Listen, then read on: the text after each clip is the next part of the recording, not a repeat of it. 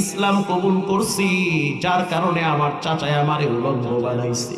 শুধু তাই না, আমার পিঠের দিকে তাকায়া দেখেন, খেজুরের ছড়া দিয়া মারতে মারতে আমার পিঠটারে ঝাঁঝরা বানায় ফেলাইছে। আল্লাহর হাবিব চলে গেল। ঘরের ভিতরে যাওয়ার পর আল্লাহর হাবিব একটা চাদর নিয়ে আসছে। চাদরটাই না দুইটা টুকরা কইরা তার হাতে তুলে দিয়ে বলল, একটা দিয়া নিজের দেহ ঢাকবা, আর একটা দিয়া লজ্জায় স্থান ঢাকো। আল্লাহু আকবার। এরপর থেকে নাম দেওয়া হইল, তোমার নাম কি? বলে আব্দুল উজ্জা। এই নামটা ভালো না, এটা দেব দেবীর নাম। যাও, আজ থেকে তোমার নাম হইল আব্দুল্লাহ।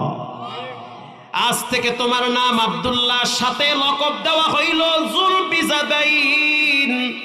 তার মানে দুই চাদরওয়ালা ব্যক্তি, চাদরের মালিক আপনার আমার প্রিয় নবী। দুই চাদরওয়ালা ব্যক্তি আব্দুল্লাহ।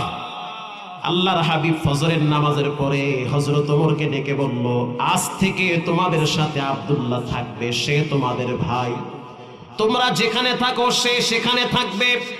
তোমরা আসহাবে সুফফায় থাকো, এই জায়গায় সে থাকবে। তোমরা যা খাও সে খাবে, কারণ তার মাও নাই, বাবাও নাই, তার মতো অসহায় পৃথিবীতে কেউ নাই। আজ থেকে তোমাদের সাথে বসবাস করবে।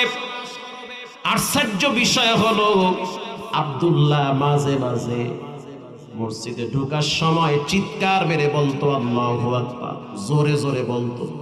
হযরত ওমর বলতে আছে, আস্তে বললেও তো হয়, এত জোরে কেন বলো? আল্লাহর রাসূল বলল, ওমর, আব্দুল্লাহর ঈমানটা চড়া মূল্য দিয়ে ক্রয় করা হয়েছে। আব্দুল্লাহর ঈমানের মূল্য অনেক বেশি, আর আপনার আমার ঈমানের মূল্য 500 টাকার নোট, 100 টাকার নোট। আব্দুল্লাহর ঈমানের মূল্যর অনেক দাম, চড়া মূল্য দিয়ে ঈমান ক্রয় করেছে।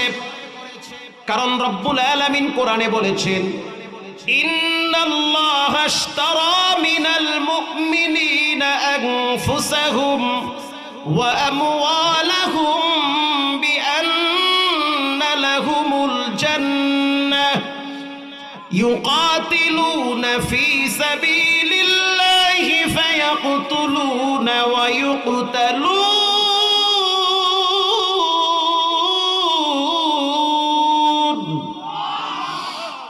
মুমিনদের কাছ থেকে জান এবং মাল ক্রয় করেছি জান্নাতের বিনিময়।